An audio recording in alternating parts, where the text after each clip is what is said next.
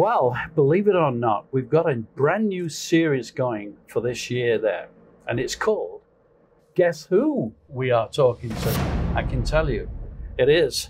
We welcome Cebu Sports, the Commissioner. What a job to have. I don't know how many different sports there are in Cebu, but we'll find out.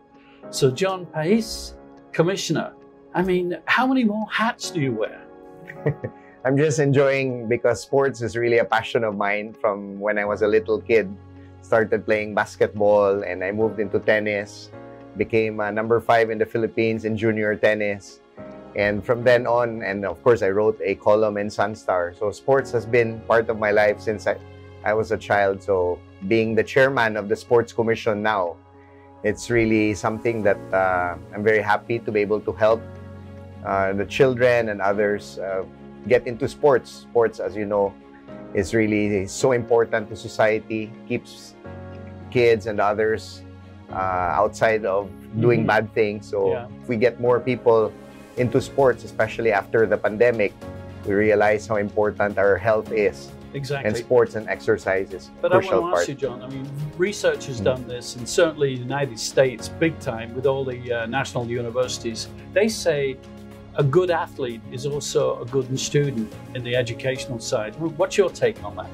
Well, we don't want to sacrifice the academic side. We also run a school, Bright Academy. We want to make sure that the balance of education is there together with sports. So both, I think, can go hand in hand. But to get the children more active, again, the pandemic, children have been confined to their houses and rooms for over 2 years. And now is really the time for them to go back and be active again, get into sports and exercise. Now, I want to say, folks, here, obviously in the Philippines, certainly Cebu, the big island of Cebu, we really call it the diamond of all the islands, 7,200, or maybe a couple of hundred out there. However, basketball is the national sports there. But I'm going to run down these. If I've missed one out, save me, John, please, as the commissioner. Okay. So we'll start off with basketball. Now, it's not necessarily all in this order. Football, volleyball, golf, badminton, running, weightlifting. Remember just recently there was a big medal given for weightlifting, one of your sports, cycling. And of course, are we adding frisbee and dancing? Yes, dance sport is very popular in Cebu. Again, thanks to our Philippine Sports Commission Commissioner Edward Haico. He's really the father of dance sport. Has made it very popular, not just in the Philippines, but even around the world. So that's a very popular sport. Weightlifting, you mentioned a good number of sports. Boxing, of course, because of Manny Pacquiao. Billiards, and so many sports, really. So we're just trying to help the different athletes, different organizers to really engage and bring back as many of these trainings and tournaments. The question is, how tough is it with a budget with so many sports? Yeah, well, of course, we're dealing with government funds, very limited. Last year, 2022, we hardly had any funds because it just came from the pandemic. But right now, 2023, we're having more funds. So we're trying to allocate those funds properly. Of course, the private sector is still the main driver in terms of the organizing of tournaments, because as we know, any event really entails funding. So it should be a collaboration between government. Absolutely, government cannot fund majority of the events. So really a partnership between the private sector and the government. But John, I'll argue that point. Why can't the private sector dip into their pockets a little bit more and finance the sports? Yeah. I mean, basically, you're keeping kids off the street. You want to make them better at education. Oh, as we said earlier, education is important to being a team sportsman. That's true. Well, I come from the private sector, so I'm looking at it from both sides. We need to, of course, businessmen look at it from the point of view of what am I going to get from this. So I think part of our role with the Sports Commission is to try to make it more enticing, or in terms of the marketing side, that whatever events they come up with, they're going to have maximum exposure. So when they see that they're able to get that maximum exposure from sporting events because of the wider reach, and at the same time they're able to help society by letting more children or athletes join into sports, then I think they will buy into that and they'll be able to spend more. They'll be able to justify their expense. But we always have to look at it from their point of view. So we want to help them market their brand or their product together with the CSR or with the help that they'll give to community. You see, it's so important that you get the youngsters at 5, male, female, all the way up there, right away up to college. I think college here is around 18, if I'm correct there. But coming back, let's step back now. We have all these possibilities of young students of sport and education. You know, the frustration I find touring around Cebu and the city is facilities. You know what, John? There's not enough facilities, and it frustrates me. I mean, how do you address that? Yeah. Well, again, private sector and public sector. But we're very excited this year, Peter, in 2023, because we got funding to finally resurface, completely rehabilitate our Cebu City Sports Center track oval. So that's one of the most used track ovals in the whole Philippines in terms of the volume of people, because our sports center is located at the heart of the city.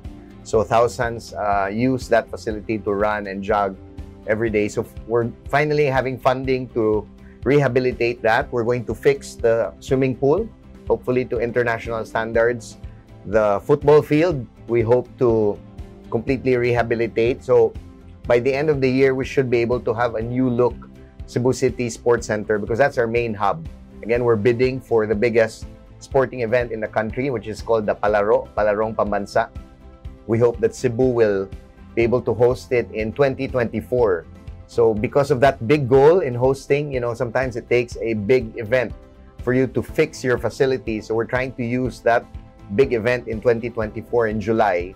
We've got a year and a half to fix all our facilities. So at the South Road Properties, SRP, we hope to be able to also build some sports facilities there. So that's what we're trying to do from the government side.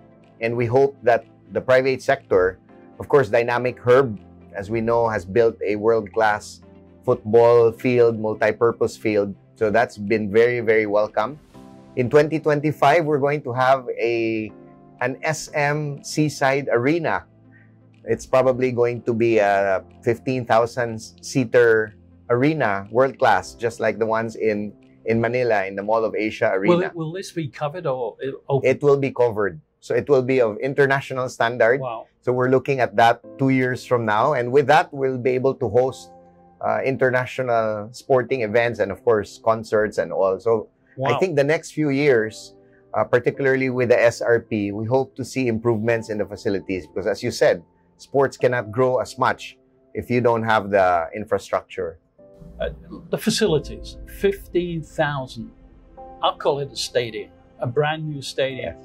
For music, for sports. I mean, that is a gift to Cebu. That's an SM Arena. Oh, it's the SM Arena? Yeah, right beside the SM Seaside. But even so, they've got to pull it off. But we'll keep you posted, folks, how that goes from a hole in the ground to the finished stadium there. Looking at the old sports complex, was 30 years old, if not older. Yeah. Built in 1994. So, wow. As I said, we're going to rehabilitate that, make it new, and hopefully that will last the new look for the next 10 or so years. Yeah. I suppose, John, with some of the sports that we mentioned off the top there's got to be some Olympic sports contests there. Does Cebu have enough good athletes to compete at that level, to compete also further worldwide, but certainly the Olympics? Well, first, you've really got, it's a numbers game. To come up with a few Olympians, you really have to have thousands and thousands. You can't just have a few, and, you know, it doesn't work like magic. So we're very blessed that the grassroots program of Cebu, thanks to our former chairman of the Sports Commission, Edward Haico, has really built a very good grassroots program. And from that program, we were able to have Elreen Ando, for example, join the Tokyo Olympics in weightlifting. So she came from the grassroots program. So we've also got for skating, Margie Didal is one from skating. Again, boxing, of course, because of what Manny Pacquiao built, that will always be a sport that we can excel in. So I think we're looking at those events in terms of the Olympics. What is the Commissioner's office going to do about the level of athletes that we already see out there with coaches? Is there going to be programs for improving the coaches on certain sports? We actually have a set of 60 coaches paid for by the government who help our grassroots program and the different athletes. So from them, we help train the athletes. But again, it's really a partnership because the budget of the government is limited. So we've got to rely on universities. Universities often, of course, they've got the budget, they've got the facilities, and they, even in other parts of the world, they're able to really cultivate and develop these athletes. So I think a partnership with the universities is something that's going to continue. So, and then together with the government. John, this is another heavy question for the Commissioner here. Is there enough media coverage right now on all the sports? Well, I've been part of media. I've been a writer of Sunstar for 25 plus years, so quite some time. So I'm also from that sector, and we know how media has changed in the last few years. Printed media, a lot of them have really closed down. There are just a few remaining. The sports pages on the printed media have really shrunk. And right now, a lot of it is really digital and social media. So I think the traditional sense of the media has really changed.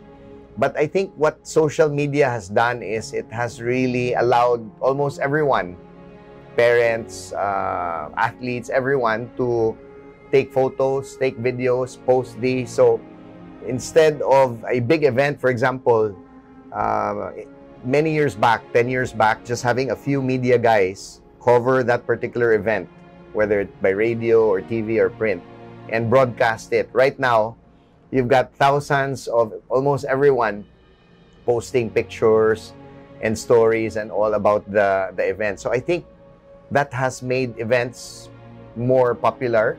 So it has changed the ball game in terms of who, the definition of media is not just the few traditional media, but almost everyone now, because of social media, is part of the equation. So I think it's very good for sports.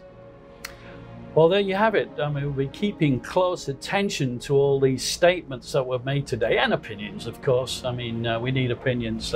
But what I would like to see, the reconditioning of the big sports center down in Cebu City, it should have sponsors all the way around the stadium to say that they put some energy and they put some money in there to make it better for our up-and-coming athletes.